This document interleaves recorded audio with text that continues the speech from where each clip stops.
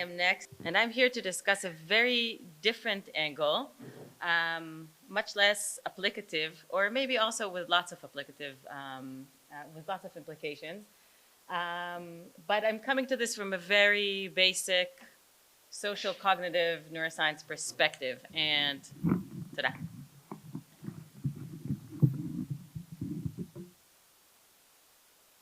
Thank you. So I'm Anat here from the psychology department at the Hebrew University. And what I usually do, or let's say until 2 years ago, is I studied empathy from a social cognitive neuroscience perspective, usually in the lab. So we brought in people to do different tasks on the computer. We measure their eye tracking, sometimes their EEG or neural measures. We sometimes do work outside, measuring, for example, the effects of sleep deprivation on physicians' empathy and consequent decision making, but it's very much in the lab. And I'll say one more thing about how we studied empathy before. Most of how we studied empathy focused on the empathizer. What makes the empathizer better? And soon I'll define how I define empathy. What makes them worse? How do different information channels, seeing the other person, hearing them, being with them in the same room, how does that affect empathy? How does sleep deprivation or other physiological conditions affect empathy? How does empathy change when you're with your in-group or versus your out-group? Questions that some of you may be very much familiar with. And then 2 years ago, ChatGPT came to all of our lives, and we saw many work, at the beginning at least, many tweets, Facebook posts, and anecdotes from people about their use of ChatGPT. And some of them were really in this realm of support and therapy and human peer-to-peer support. And one of them caught my mind. So this caught my mind 2 years ago.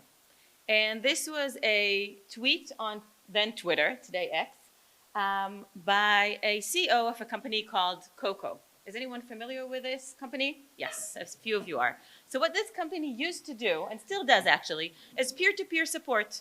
We all know there's a loneliness pandemic in the world. People could go online. They have millions of users and ask for support. Say, I broke up with my girlfriend. I got a bad grade on an exam. And someone, a human supporter on the other side, would give them support. And you could get some training on their website, but you could basically just give support. It could be anyone, and people just wanted someone to talk to. And they have millions of people going in online and millions of people supporting them. And when ChatGPT came out, they thought of this idea. We still want to have peer-to-peer support, but what if we give supporters the option to press this Coco bot button, which really sends the message to ChatGPT, and then gives them an idea of what they can answer. They can then use it, edit it, or ignore it altogether, and decide what to do with it. So the person on the other side still got a response from a human supporter, right? So it could look something like this. Let's say there was a message, I'm trying to become a better me and having a hard time. It's easier not to. This is a very human message that is a real example from their website. And then the supporter could decide what to answer, could think about this, or could press this bot button to ask for support from ChatGPT and get an example that goes something like this. I hear you. You're trying to become a better person and it's not easy. It's hard to make changes in our lives, especially when we're trying to do it alone, but you're not alone. There are people here who care about you and want to help you. I'm proud of you for making the decision to try to improve your life. It takes a lot of courage and strength. I send you love and support as you go through this journey. This is a very empathic, supportive response. And so many of the supporters just use the responses as is. And indeed, they had in a few days around 4,000 supporters who used this bot to give them ideas of support with around 30,000 messages. So a lot of them used this more than once. And the messages were rated as significantly higher. So they got responses later from the users, how much the response felt good to them, how much they feel better, how much they want to use it again. And people felt really, really good, and in half the time. Because note, this all happened really, really fast. So this sounds incredible. Yet, they pulled this from their platform very quickly. And the question is why? And all of this appears in this wonderful tweet by Rob Morris. You can look for it now. It has millions and millions of views. This is already old. And what happened, and this is everything I told you already, so you don't have to read it, but what's happened is, this is the continuation of the tweet, is that once people learned that the messages were, note, co-created by a machine, there's still a person on the other side, it didn't work. Simulated empathy feels weird, empty. Machines don't have lived human experiences, so when they say, that sounds hard, or I understand, it sounds inauthentic. And that really made me wonder. I coined this then the artificial empathy paradox, because it seems like AI can give very empathic responses, in a way better than most people, yet once we understand that it's from an AI, we feel different, right? It's not exactly what we wanted.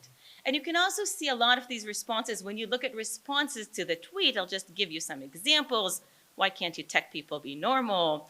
Within 2 years, you'll have major lawsuits, and so on and so forth. And again, this made me think, what does this mean? Could AI be empathic? And what does that even mean? And what really do we value in human empathy? And that's why I wanted to start with saying I've been studying empathy for the last 20 years. And mostly what we've thought about it is empathy from the perspective of the empathy giver, the empathizer. What do they need to be better at what they do? What information channels do they use, and so forth. But now it got me to think, what is the person who you empathize with looking for? What do people want when they want empathy? And this is a whole new question. And I think this, together with this new field that we're all entering, raises a lot of important questions with a lot of applications. So it has a lot of technological implications, a lot of which we're hearing about here. And this is not to say that you cannot use technology for mental health, for support, for training, for lots of the amazing things that people are doing here. But let's see what are its limits and how do we want to use it well with technology. This has, of course, lots of ethical implications. What does it mean when we're talking to a bot that looks like a human avatar, a human that actually uses ChatGPT like most of us do today on a daily basis? And it has a lot of philosophical and psychological implications, which I have to admit interests me a bit more in the sense of what do we actually mean when we say empathy, right? And I've written a bit about this in the last 2 years, and some of it with people sitting here in the audience. So I want to point you out to one study here, also with Jonathan Happert, who we met this morning, and Matan Rubin, my PhD student, who is sitting somewhere here. Is Matan still here? No, he left to teach, but hopefully he'll come later today. And this last study, which I'll tell you, I want to say this one is really focused on mental health, so I'll discuss it a bit at the end. And most of what I'm going to talk about today would be this first study, which is really the idea behind these studies, and this last one here, which also gives us some actual data. So the first paper I wrote about this really asked this question: what do we mean when we say empathy? What are we looking for? And when we break down as empathy researchers the term empathy, we define it in 3 different big umbrellas. One umbrella is this cognitive empathy, which is our understanding of the other person, their feelings, their thoughts, their desires, their beliefs. And again, we mostly focused on what helped the empathizer understand the other better. There's a whole field that we study that's called empathic accuracy, how accurate we are at understanding the other person. But when we now switch gears and think about this from the person that's empathized with, and if we think about receiving empathy from a person versus AI, we can claim, and I think Zohar has already showed some evidence from that, and our lab has also received new exciting evidence today, that AI, at least in some forms, can do cognitive empathy quite well. So if what one wants is to understand their own emotions better, it can definitely tell them something about how you feel right now, right? Help them self-reflect on their own emotions or on their own feelings. And I think in that sense, Zohar has already showed us it can be even better than most human performers, and I think it definitely will keep getting better. You can also think of a situation, and we saw some examples from earlier work by Sheila here and others, that we can imagine a world in which we will soon have our AI companion connected with our calendar and with our watch and get daily physiological information from us.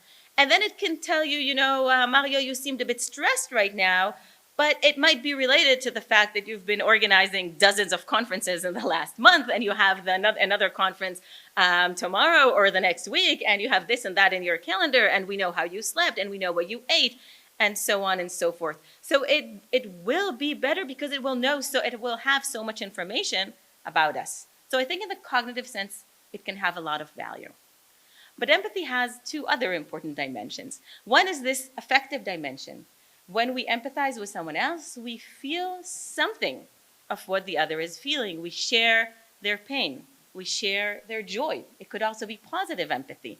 And again, I want to take you a bit away from just mental health and think about friendships, relationships. When we empathize with our friend, with our partner, with our colleagues, some of it is sharing their joy and their pain. And we know that this has important value for relationships, for well-being of both sides, and so forth.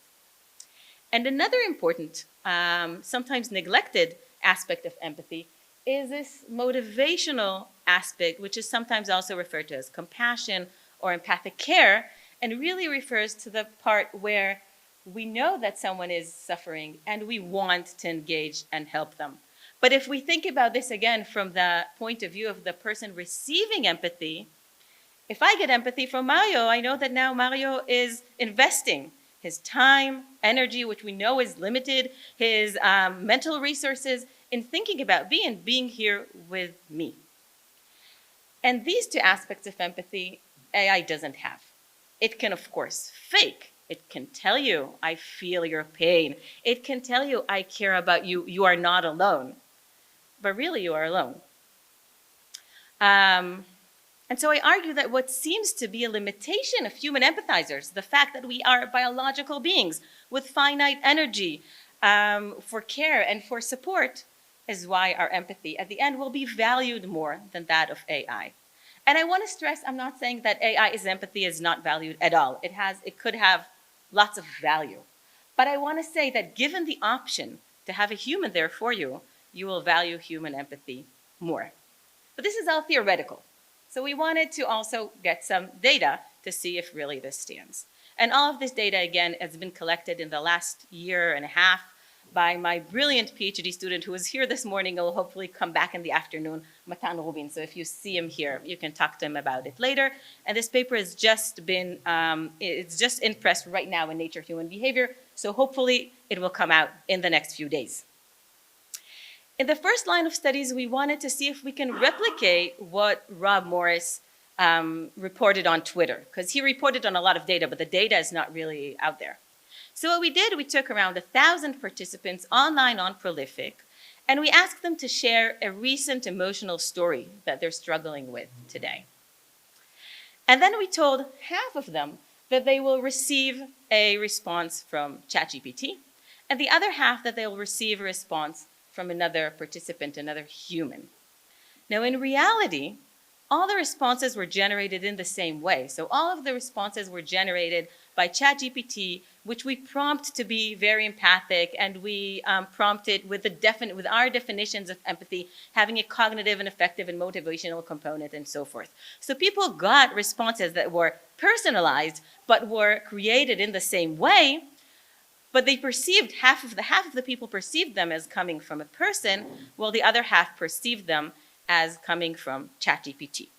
And then they rated how much empathy they felt from the response, how much they feel positive versus negative emotions, and how much they felt help and support and wanted to keep communicating with this other person or chatbot. And importantly, at some point, we thought of adding this other question, which is, if they didn't believe the whole manipulation, we took them out of the experiment. But if they did believe it, if they say, I know I got a response that's from a human, we still ask them, how much do you think this human got some aid from ChatGPT or another AI? Because we know we all do this today, right? And also the other way around. If you got a response from ChatGPT, how much do you think a person had to be involved, right? It can't be that an AI wrote. And note, some of this was done a year and a half ago, so people didn't have a lot of experience with ChatGPT at the time. So when they got a very emotional response from ChatGPT, some of them said, well, there has to be some human who goes over this thing, right? So how much do you think a person aided the ChatGPT and the other way around? And this is what we got. So first of all, we see this main effect from empathy, and we see two interesting things here. First of all, even when you thought that the response was from AI, people rated the responses as very empathic, right? It's not like it doesn't do anything, people don't like it, and they, go out of the experiment. They say it is a very empathic response. But when the same response is generated or they think is written by a person, they rate it as much more empathic. We see the same thing for positive emotions, and we see the exact opposite for negative emotions, which is also interesting. Now, this was a one-shot, very empathic interaction, so we didn't find almost any negative emotions there. In the human condition, you see none. But there were some negative emotions elicited by this AI saying, I share your pain, I feel with you, you're not alone. That does initiate some cringe in some of us. And then we got the same things for support and help, and in the paper we group all of these together, so you see the same effects for how much did it help you, how much do you want help from this person or AI in the future, how much do you want to keep the conversation going. And then what we also found really in all of these was this very interesting interaction. So we see it in all of them, so I'll just put them all here, and I'll walk you through them. What we see is in green you see the human condition, and how much the person assumed there was aid from AI, right? That's why it says the other source, because for each one the other source is different. And in red you see the AI condition, but how much people thought it had to be aided by a human.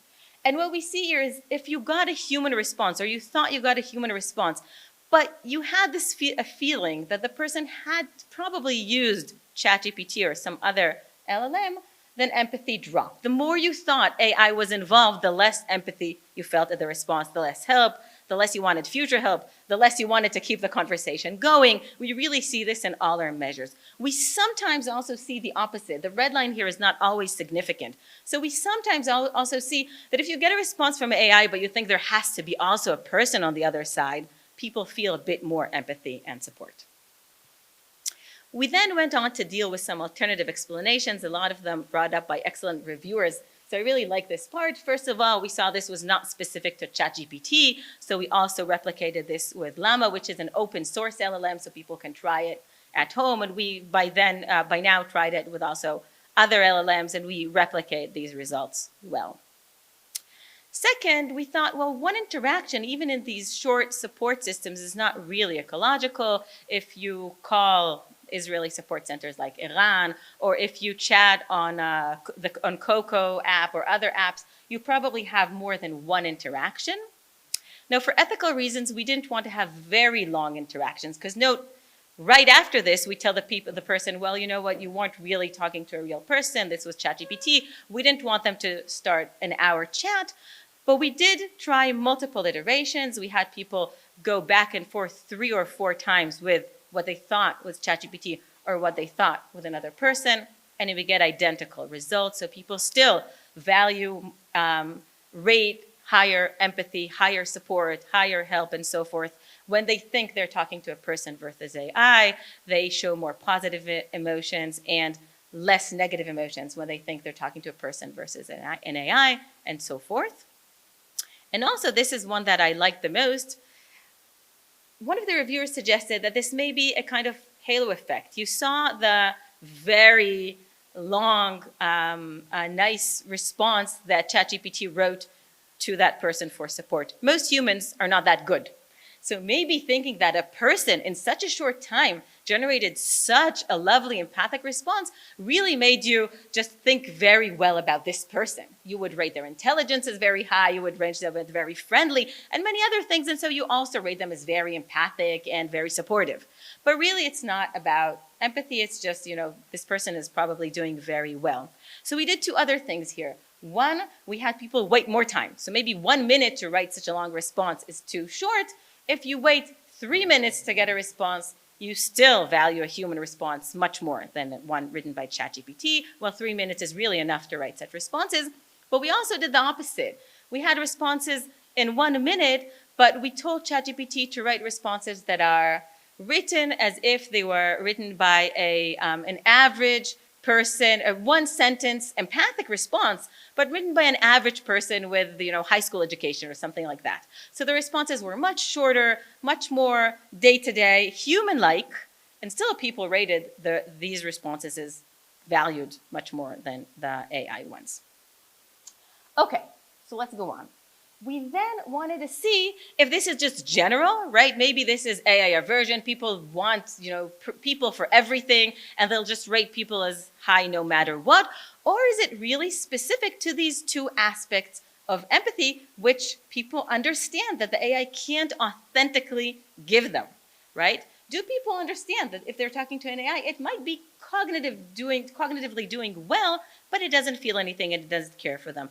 And it turns out people do. So what we did here is we prompt ChatGPT to give just cognitive responses, just to say, it sounds like you're feeling very sad or very anxious, versus affective, I can feel your pain, I share your sadness, versus motivational, I care about you, you're not alone, and so forth.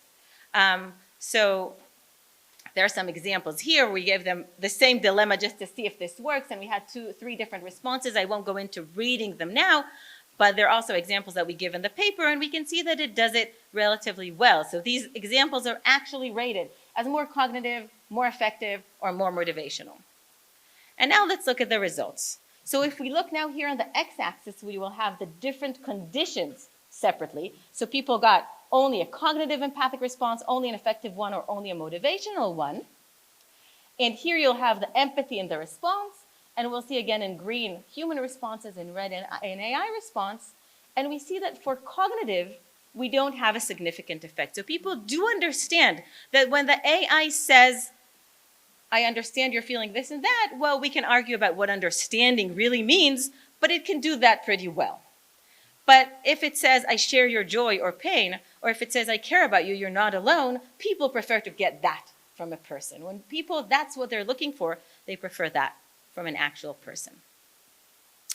And then the next study we wanted to run is we say, I hopefully convinced you that people value human empathy more than the same empathy from AI in terms of feeling support, feeling positive, feeling empathy in general, and so forth. But how much more do we value human empathy? Now, you can measure value in different ways, and we might start looking into this in the lab right now. You can ask, will people pay for therapy or use AI for free, right? You can also ask similar questions about time. So what we did here is we had 500 participants who are, again, asked to write an emotional experience, and then we asked them, what do you want to choose? You can get an immediate AI response right now, or you can receive a response from a person, but in 2 hours, or in 24 hours, 1 week, 2 months, or 2 years. This was between participants, so each one got just one of these. That's why we needed a lot of participants. And Matan here is still answering a lot of these people today. And then we also asked to state the reasons. Why did you choose what you chose? Why did you choose AI versus why did you choose a person? And I think this is also important to many of the people here because it has lots of important implications of why people chose each. And then we ran another study because this study just came out. Maybe some of you are familiar with this. This is a really nice study by Yin and her colleagues that came out last year and focused on very similar constructs, but they didn't call it empathy. They wanted to see if AI can make people feel heard. And they showed that while AI responses to make you feel heard sound really good, people prefer to get this from humans. They feel more heard when they're talking to another person. So I told Matan, maybe this is not about the empathic response at all. Maybe it's not about what people respond, but you just want another person to hear your story, to listen to you. Where's Avi? Just to be there for you and listen to you. And so we had another study that was identical, but here we said you can get an actual response from an AI, or you can receive a response from Matan in 2 hours, 24 hours, and so forth, that will just say, I read your story. It couldn't reply, it wouldn't tell you anything empathic, but you'll know someone on the other side heard you. And I won't get into the details of how much time people waited, because what we found is really we couldn't find this tipping point, and people asked, why are you looking at 2 years? We didn't even know where to start. So first of all, Matan said 2 years is sometimes what people have to wait to get therapy in Kupat Cholim, right? So it does make some sense to wait 2 years. But also this is just a logarithmic scale to see if at some point people just say, no, we are going for AI and we're not waiting for a human. I don't care if I'm not heard. But people don't. So what we see is really no difference in time. So in the first experiment, study 4, people, around 45% of the people opt for a human response no matter how much time they had to wait. Just to feel heard, no one will respond except saying, I read your response. Around 20 to 25% of the people said, I want to feel heard. But then we have the reasons why. So I think this, today this might make a lot of sense to all of you, especially in the crowd here. But I think still we have a lot to learn from this, why people chose AI. So first, out of curiosity, this was again pretty new when we ran these studies a year ago. People wanted to, today everyone can try it at home, right? People wanted to see what will this ChatGPT respond to what I'm saying. Hesitation is hesitation from a human response, which I think is really crucial. And a lot of you mentioned it here. In a lot of our emotional situations, we feel hesitant about sharing them with another human. And I think in a lot of these senses, people do opt for using AI, sometimes not even in a specified app, but just going to ChatGPT and talking about things that maybe I'm embarrassed to say to another person. And we should all think about that and to these, ethical concerns that come around it. And how do we know what people talk about and what answers they receive if they go to ChatGPT for things that they're hesitant to tell someone else? And of course, for timing, if people wanted a response right now, they opt for an AI. And why I chose human? Well, people know. Sometimes they chose a human out of curiosity and hesitation from AI, but mostly they chose a human response because they think people would understand them better, will share their emotional situation, will care about them, and will alleviate their loneliness more than AI. So to conclude, I think that while AI will be able to replace many aspects of our daily lives and interactions, and many of them also relating to mental health, as a lot of my previous colleagues mentioned, when what we need is actual empathy, especially emotional sharing and care, human connection will be valued more. But there are a lot of open questions, and a lot of them are questions that we're thinking about right now, and I'm happy to talk with them about all of you because I think there's a lot that we still need to figure out. First of all, why exactly does empathy have this value? So I gave you some different reasons, but we need to dig into it more. Is it because we are biological entities with limited capacity for care? So people want this care which they know is scarce, and the AI can give it for free to 1 million people at the same time? Is it because of our physical dimensions, because of reasons related to embodiment and simulation? People actually share the experiences or similar experiences. You might not feel anxious or sad right now, but you do know what sadness is. Or you've experienced a breakup or failed an exam or gone through something similar in your life. Or you feel pain, right? And you have feelings. Is it a question of reciprocity? Is it a question of maybe I can help Mario today, but I know that he will be there for me in the future, right? And when is each important? Probably the answer is not as simple, it's just this or just that, but maybe there's one thing that we want from our partner, maybe all of these. There's another thing that we might want from our colleague or from our therapist or from our friend. And so these are a lot of the questions we're asking. Another question which I think is really intriguing for me is what else has this value? So I started with empathy because this is something that I know some things about. But I think it's not just empathy. So you can think of similar constructs such as intimacy or love, which probably also have similar values or devotion. But what about things like gossip? Is it the same to gossip with a friend or to gossip with ChatGPT?